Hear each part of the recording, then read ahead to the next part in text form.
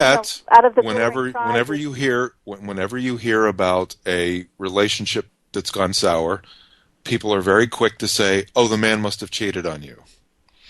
And these women who are toxic and mean and cruel are often very violent. And yet, when you look at the violence that occurs between men and women in this country, it's assumed that it's the man's fault. There's a lot of female on male violence, and women get a pass. I've talked about this before, and it's listed on my website.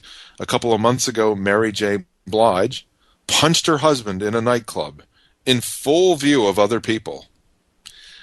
And when he looked at her afterwards, she said, "What are you going to do? Chris Brown me?" So she got a pass for her behavior. If a man had done that to a woman, he'd be in prison.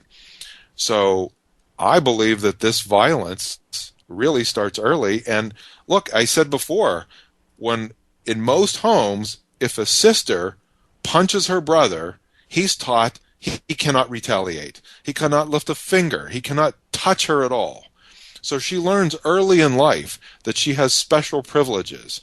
And this is not a good way to be raising girls. And I think this plays into your topic perfectly, because they're learning early in life that But they're better than but- boys. no, but Mark, And by learning no, that, there's male they're supremacy everywhere we go. I disagree completely. We live and die in a patriarchal culture. If you're going no, we to, don't. This is a gynocracy, Susan. we live Women in have patriarchy. women have most of the When rights women and are privileges in paid this a country. dollar for the dollar, then we can have this conversation. That's equality. There is no wage gap, Susan. Sorry. Ah, Sorry. There's no, that you can go to my website.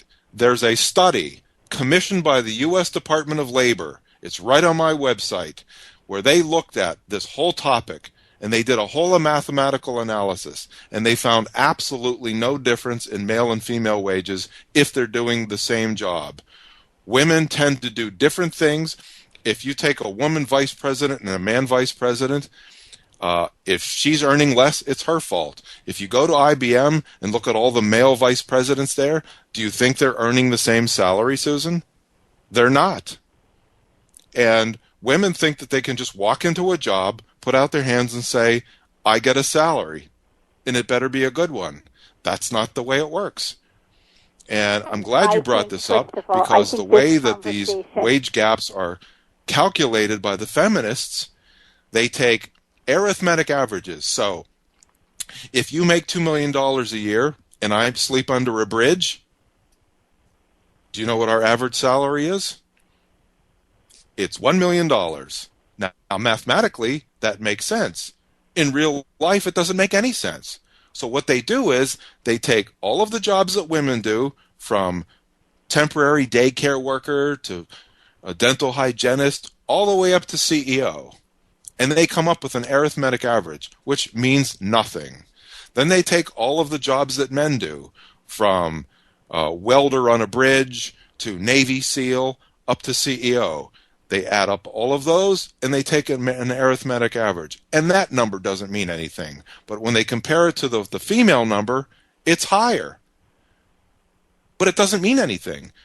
The only way to compare what men and women earn is to compare them in equal jobs with equal responsibilities. And there's no such thing that women earn less than men. You earn as much as you can negotiate. And that's the way it really is. But to say that this is a patriarchy in a country that gives all of the reproductive rights to women, all of the rape rights to women, all of the domestic violence rights to women, I mean, come on, this is ridiculous, Susan. I so disagree. But to get back to but you can't just disagree, you have to back it up. But to get, because I know it's a patriarchy, but to get back how? to Show me how it's a patriarchy. How's it a patriarchy? If a woman, for example, Roe v. Wade says it's her body, her baby, her choice, right? Doesn't say anything about him. So it's not his responsibility until there's an invoice. So a woman can say, "I'm pregnant and it's my baby, and you have no say in whether I have it or I don't have it." How's that a patriarchy?